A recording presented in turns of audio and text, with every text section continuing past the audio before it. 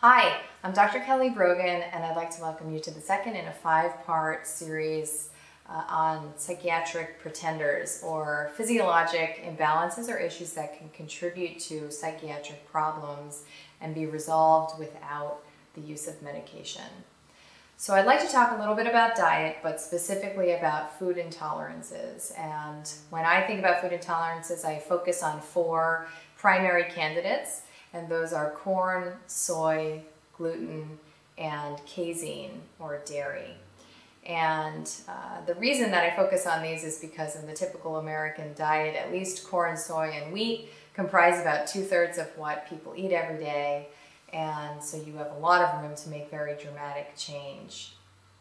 And the reason that these can contribute to bodily states of inflammation is because of potentially inherited enzyme deficiencies or different immune set points, potentially just sensitivity to changes in agricultural processing and genetic modification of these different foods, and maybe even because all vaccinations are prepared with different food proteins that may be sort of guilty by association in terms of provoking the immune system. So that's just another theory that's discussed.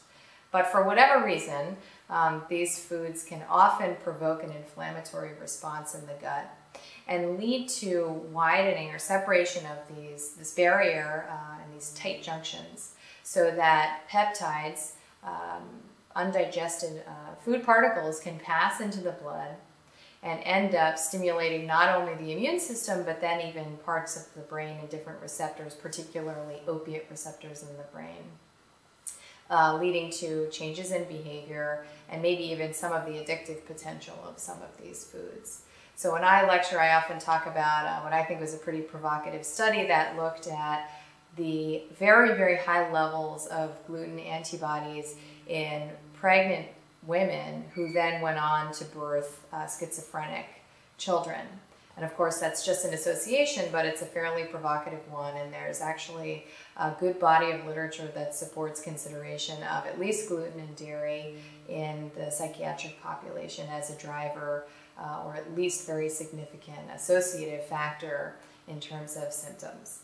So if you're wondering if any of these might be contributing to how you're feeling, then you might do something called an elimination provocation diet, where you take them out completely from your diet, and that's going to involve looking at a lot of labels very carefully for about 1 to 3 months, and then you introduce it very actively and monitor for about 3 days. And the response may be quite surprising for something that you've been eating for many, many decades.